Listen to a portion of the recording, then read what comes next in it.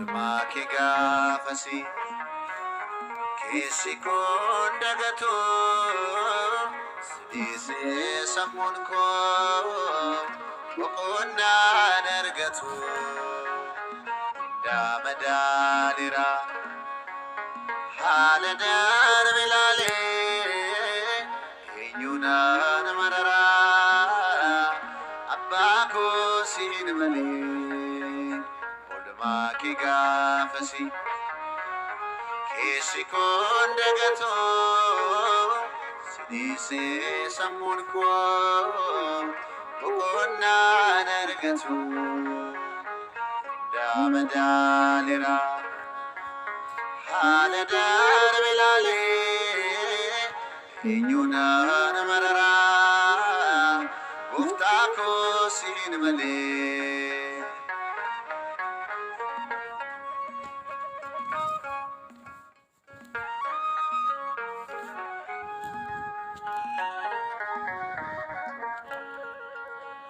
Sitoona dabarsee dachaa du'aa keessaa aduunis na gubnee kaate gaaddisaa ufteellaan ilaaluu lammaata deebi'ee lafee koo ijaaree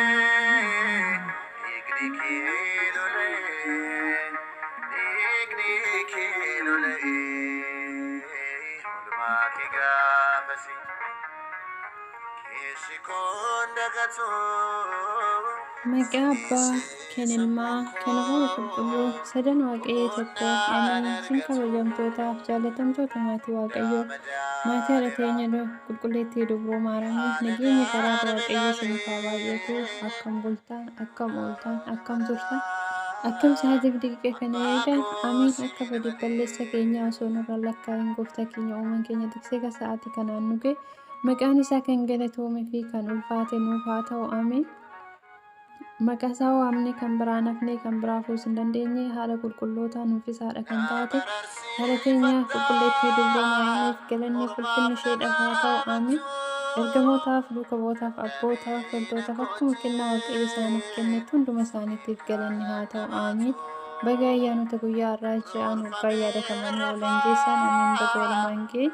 Anis fuula dhabduu fi cubbamtuu kan hin ta'e obboleettiin keessan walaloo hafuuraa gabaabaa tokko qabadhee gidduu keessanitti argameen jira. Hamma xumura qophii kootti ana waliin turaan isiniin jedhu. Olmaaki gaafasi keessi kun dagatu sidiisee sammuun koo boqonnaan argatu daamadaadira haala darbe laalee eenyuudhaan mararaa abbaa koo siin malee. Mata dureen walaloo koos iyyeetan si waama abbaa koo jedha. Saniin duratti garuu warri YouTube chaanaalii koo Faruu taatan subscribe, share, like, comment gochuun noolaa jajjabeessinu maatii maakkaadha. Qaalii Waaqayyoo hamma beeknu barsiisnee walirraa haa barannu. Maatii Waaqayyoo koottaa isiniin jedha. Gara namaaniin gara qophii kootti sin dabarsa. Ana waliin tura. Iyyeetan si waama abbaa koo jedha mata duree walaloo koo. Naaf dhaggeeffadhu gooftaa iyyaa wawwaannaa koo iyyeetan si waama dadhabee ofii koo hedduu na dhiphisa baay'inni cubbuu koo hedduu na dhiphisa baay'inni cubbuu koo. Bakka deemu hundatti na duuka dhamaatee akka annati hin banne kan na wajjin taate gidiraa hundumtuu maqaa keennaaf salphate gidiraan hundumtuu maqaa keennaaf salphate.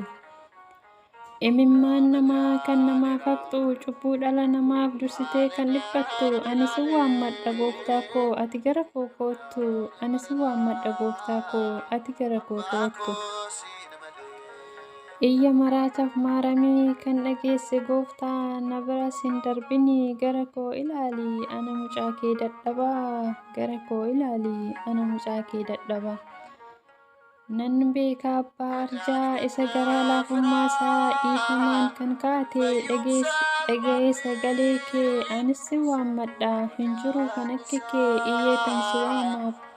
iyyeetan si waama abbaa koo ani mucaan kee iyyeetan si waama abbaa koo ani mucaan kee walaloon gosa sumaarratti xumurama waaqayyo sinaa eebbisu waaqayyo bakka jirtanitti sinaa eebbu ulfaadha.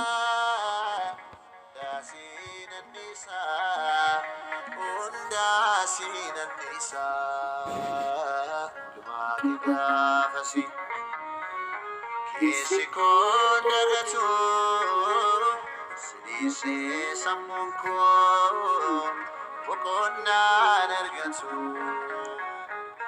damadalira haladar bilale inunan marara abbako sin male inunan marara Anteko sin male, inunan marara. Uftako sin male, inunan marara. Motiko sin